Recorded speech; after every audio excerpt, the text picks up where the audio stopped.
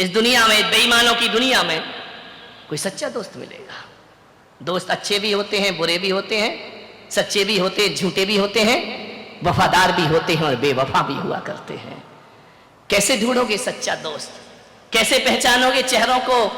ये चेहरे बहुत भोले हैं, ये चेहरे बहुत भोले हैं, सच मानो बारूद के गोले हैं, ये चेहरे बहुत भोले हैं। कैसे पहचानोगे? सुबह का चेहरा कुछ है, दोपहर का चेहरा कुछ है, शाम का चेहरा कुछ है। आदमी गिरगिट तो 5-7 रंग बदलता है, लेकिन सुबह से शाम में आदमी तो हजारों रंग बदल लिया करता है। कौन है सच्चा दोस्त? किसे मानोगे मेरा दोस्त सच्चा है? जिंदगी बीत जाएगी, सच्चा दोस्त नहीं ढूंढ पाओगे। मैं पुलक सागर आपसे निवेदन करता हूं कि सच्चा दोस्त ढूंढने में समय मत गमाओ, सच्चे दोस्त बन जाओ। सच्चा दोस्त अपने आप प्राप्त हो जाएगा। यदि हमारे अंदर वफादारी है, हमारे अंदर ईमानदारी है, सच्चे दोस्त बन जाओ। इससे सच्चा दोस्त अपने आप मिल जाएगा। दूसरों में मत ढूंढो, दोस्ती भीतर ढूंढने का प्रयास करो। गरीबी के दिन, फटे हाल, खाने को कुछ नहीं, इतने बुरे दिन आ गए कि एक वक्त की रोटी भी नसीब नहीं। सुशीला पत्नी ने कहा, क्यों ये गरीबी के दिन भोगता है, द्वार द्वार भटकता है, 2 वक्त की रोटी नहीं मिलती है। एक काम कर, जा द्वारिकाधीश के पास जाकर के अपनी गरीबी बताना। उसने कहा, तू पागल हो गई? वो मेरे बचपन का बाल सखा, उसे जाकर के गरीबी के दिन बताऊं? भूखा मर जाऊंगा, लेकिन दोस्त को जाकर के हाल नहीं दिखाऊंगा। मैं कुछ नहीं मांग सकता उससे, ये मेरी दोस्ती निस्वार्थ दोस्ती है। मैंने आज तक अपने दोस्त से कुछ मांगा नहीं, मैं कुछ भी नहीं मांगूंगा। पत्नी ने कहा, तुम्हारा दिमाग खराब है, तुम गरीब हो, वो सम्राट है। अरे चले तो जाओ, एक बार मिल तो लो, एक बार देख तो लो। पत्नी सही होगी, सही सलाह देगी, पत्नी गलत होगी तो गलत। जीवन को संवारती है पत्नी, ध्यान रखना। एक सही सलाह देने वाली पत्नी मिल जाए तो मैं कहता हूं पत्नी से बड़ा दुनिया में कोई दोस्त भी नहीं हुआ करता है। यदि सही सलाह देती है, बहुत अच्छी दोस्त होती, जीवन की हमसफर होती है। पत्नी केवल भोग की वस्तु नहीं हुआ करती है, पत्नी केवल काम करने वाली नौकरानी नहीं हुआ करती है, पत्नी जीवन की परम मित्र भी हुआ करती है। और परम मित्र ऐसी होती है कि दशरथ के युद्ध में यदि पहिया गिर जाए रथ का, तो पत्नी उंगली लगा करके रथ को युद्ध के क्षेत्र से बाहर कैकेयी लेकर के आ जाती है। पत्नी भी एक मित्र होती है, ध्यान रखना। जाओ तुम द्वारिकाधीश के पास। उसने कहा, तू देख, ज्यादा जिद मत कर। बोले, एक काम करो। बोले, क्या? मत मांगना, मिल लो। अब जाने की तो जल्दी मची, मिल लो, ये शब्द बड़ा समझ में आया उसके। गया, पत्नी से बोला, देख सम्राट के दरवाजे पे जा रहा हूं। ऐसा भिखारी सा जाऊंगा क्या? देख कुछ कपड़े पड़े हैं क्या? पत्नी भीतर गई, एक मटके में एक अंगरखा रखा था, फट गया, पुराना, लेकिन मन में तो था कि कुछ तो पहन कर जाऊं। पहन के गया। कहानी मालूम है आपको, ऐसा नहीं है कि नहीं मालूम है।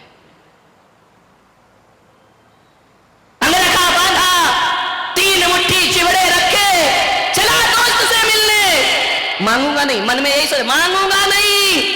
मांगना तो मरने के समान हुआ करता है, मांगूंगा नहीं। लेकिन बहुत दिनों से द्वारिकाधीश को देखा नहीं। वो क्या जाने द्वारकाधीश क्या है, उसकी नजरों में तो आज भी कन्हैया है, आज भी वही कृष्ण है, आज भी वही कान्हा है जो जंगलों में गाय चराया करता था। वही सोच के जा रहा। गरीब है, तन पे कपड़े नहीं, वो क्या जाने सम्राट क्या होते हैं। वही दिमाग में रख के जाता है, वही कन्हैया मिलेगा, वही कृष्ण मिलेगा। बचपन में चरे चुरा कर खाते थे, माखन चुरा कर खाते, वही मिलेगा मेरा दोस्त। जैसे ही द्वारिका में पहुंचा, क्या देखता है? सोने की द्वारिका, इतनी सुंदर। रोज प्रातः जिसकी बीथियों पर गुलाब जल सिंचा जाता है, जहां बेल लताएं लहराती हैं, द्वार द्वार तोरण द्वार बने हैं, रंगोलियां चौक बनकर के दरवाजों पर पड़ी है। हजारों लोग आ रहे हैं, जा रहे हैं। आंख फटी फटी की फटी रह गई उसकी ये द्वारिका, स्वर्ग जैसी द्वारिका। ऐसा लगता है देखकर इंद्र की अमरावती धरती पर उतर आई हो। बड़े बड़े गजराज, अश्वरोही, पदयात्री देख करके आंख फटी रह गई। उसने कहा, पगली कहां भेज दिया तूने मुझे? इतनी सुंदर द्वारिका नगरी, सोने की द्वारिका थी। ध्यान रखना, जिस नाम के पीछे का लग जाए ना, वहां सोना ही सोना होता है। ध्यान रखना। नहीं मालूम द्वारिका काय की थी? सोने की। लंका काय की थी? अमेरिका। सोने ही सोना। ध्यान रखना, जहां का लग गया वहां कंचन ही कंचन है। गया, देखा इतनी सुंदर द्वारिका, आंखें फटी की फटी। पूछा जा करके, राहगीरों से, हो भाई? बोले चल है। बोले नहीं, इतना बता दो द्वारिकाधीश कहां रहते हैं? अरे लोगों ने कहा, पागल, गांव का गवारिया, द्वारिकाधीश कहां रहते हैं? सम्राटों के महल नहीं जानता तू? महल में रहता मेरा कन्हैया, जो गाय चराता था लकड़ी लेकर के, माखन चुराता था गोपियों से, वो महल में रहता है? बोले हाँ। बोले मुझे बता दो, सुबह से शाम हो गई, द्वारिकाधीश का घर बता दो मुझे। किसी ने कहा, वो जो सोने का महल दिख रहा है ना, ये द्वारिकाधीश का महल है। आंखें चौंधी आ गई उसकी, द्वारिकाधीश इसमें रहते हैं। गया हारा सा। जब मित्र बहुत ज्यादा धनवान होता है ना, तो हीन भावनाएं मन में आती हैं। ये क्या पहचानेंगे मुझे? ये क्या जानेंगे मुझे? ये मुझसे बात करेंगे या नहीं करेंगे? द्वारिकाधीश का महल, द्वार पे गया, भैया द्वारिकाधीश से मिलाओ। लोगों ने चला, कहां द्वारिकाधीश? पागल है क्या? शकल देख, अपनी औकात देख, फटे पुराने चीथड़े पहना है। वो कह रहा, द्वारिकाधीश से मिला दो, मेरा बाल सखा है। बोले पागल हो गया, पागल खाने में डालो इसको। द्वारिकाधीश और इसके मित्र, ये फटे हाल कंगाल भिखारी, पागल हो गया है। कृष्ण महल में थे, द्वारिकाधीश भोजन को बैठ रहे थे। रुक्मणी ने भोजन परोसा, सत्यभामा पंखा जल रही है। कृष्ण कलश लेकर हाथों का आचमन कर रहे हैं, भोजन के लिए बैठना है। पीतांबर से हाथ पहुंच रहे हैं। खबर पहुंची कि जाओ मुझे मिलने दो। ये शब्द टकराए द्वारिकाधीश के कानों में। उन्होंने कहा, कौन है? सेवक गए, महाराज कोई एक भिखारी आपके दर पे आया है। भिखारी इतना जिद क्यों कर रहा है? पता नहीं महाराज, दिमाग खराब है उसका। क्या नाम है? बोले नाम तो कुछ बताता नहीं। बोले क्यों? पूछ के आओ वो कौन है और कहां से आया है। सैनिक दूसरे दौड़े आए। बोले महाराज एक भिखारी है, आंखों में कीचड़ है, पैरों में पदत्राण नहीं है, कपड़े फटे हुए हैं, एक कंगाल है, मानसिक रूप से विक्षिप्त है, अपना नाम सुदामा बताता है। सुदामा मेरा मित्र। हाथों में कलश लिए थे, कलश फेंका कृष्ण ने। भागे, दौड़े दौड़े भागे द्वार की ओर, दरवाजे की ओर। अरे पागलों से वहां क्यों खड़ा कर रखा है? उसे भीतर लेकर आओ सम्मान के साथ। महाराज आप नहीं समझ रहे ये कौन है? अरे छोड़ो, कहते हैं नारायण। कृष्ण दौड़े दौड़े भागे, पीतांबर नीचे गिर गया।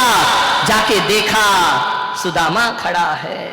पगले देखा सुदामा ने पीतांबर वस्त्र धारण किए, मोर मुकुट धारण किए, नारायण श्री कृष्ण। राजसी के पासाद में द्वारिकाधीश, नजरें झुका ली सुदामा ने। कृष्ण ने कहा, मित्र तुम यहाँ कैसे खड़े? ये क्या हाल बना रखा है तूने? लिया कृष्ण ने और आलिंगन बद्ध कर लिया अपने मित्र का। मान्यवर शायद तुम्हारे रिश्तेदार भी वो प्यार नहीं दिखाएंगे जो प्यार एक दोस्त और मित्र से प्राप्त हुआ करता है। लपेट लिया आलिंगन में। संकुचित है सुदामा, क्या करे? इतने बड़े सम्राट और मैं कहां का कंगाल भिखारी। हाथों का सहारा देकर कृष्ण ले गए। रुक्मणी ने देखा, कौन है? इतने सम्मान से लेकर आ रहे हैं। ले जाकर के बिठाया ऊंचे आसन पर। रुक्मणी से कहा, इसके पैर धो, देखो कैसे पैरों में बिमाई फट रही है, खून रिस रहा है। पागल कहीं का, पदत्राण भी नहीं पहनता है। कलश से पैर धोए, संकुचित है सुदामा। ऐसे भी कोई दोस्त होते हैं दुनिया में, ऐसे भी कोई मित्र होते हैं दुनिया में। पैरों को अपने दुपट्टे से पोंछ रहे नारायण कृष्ण, आंखों से आंसू गिरा रहे। पगले, ये क्या हाल तेरा है, ये क्या परिस्थिति बना ली तूने।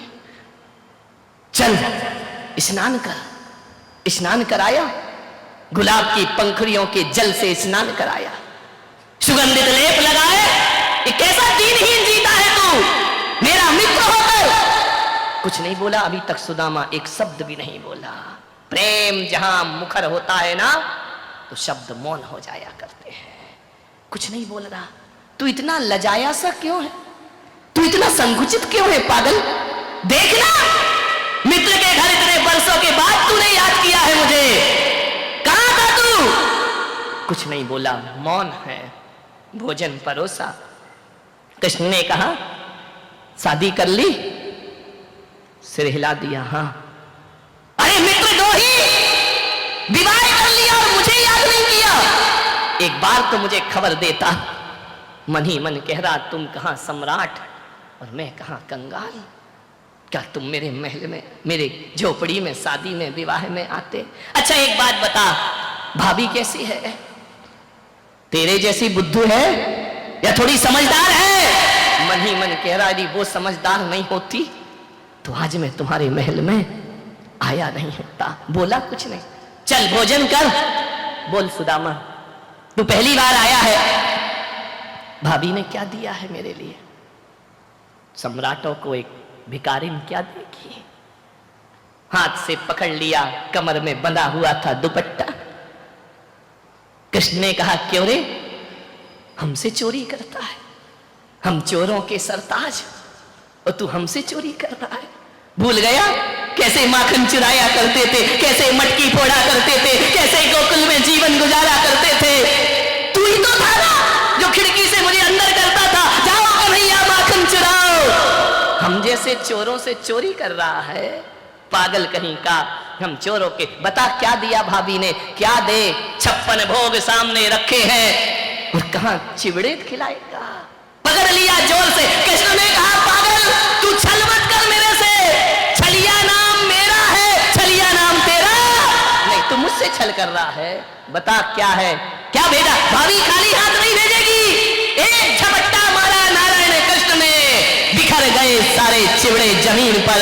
कृष्ण ने कहा, ये भेजा है। बोले हाँ। बोले एक काम कर सुदामा, तेरी भाभी का बना भोजन तू कर और मेरी भाभी का बना भोजन मैं करता हूं। सुदामा ने कहा, नहीं कन्हैया ऐसा मत करो, पहली बार शब्द निकले, ऐसा मत करो, मुझे शर्मिंदा मत करो। कृष्ण ने कहा, पागल है क्या, ये देख मोहन भोग कर, ये 56 भोग कर। जमीन पर गिरे हुए चिवड़े नारायण कृष्ण ने उठाए, एक मुट्ठी खाई, आनंद आ गया, प्रेम बरस गया। दूसरी मुट्ठी खाई और भी आह्लादित हो गए कृष्ण। तीसरी मुट्ठी खाने लगे, रुक्मणी ने हाथ पकड़ लिया। ठहरो, सब कुछ आप ही ले लोगे तो हमारा क्या होगा। इतना प्रेम देखा सुदामा ने, इतना प्रेम, इतना प्रेम, इतना वात्सल्य, इतना स्नेह। मैं आपसे पूछता हूं, आपके रिश्तेदारों में भी इतना प्रेम नहीं मिलेगा जो एक मित्र को एक मित्र से प्यार मिला करता है। ध्यान रखिए।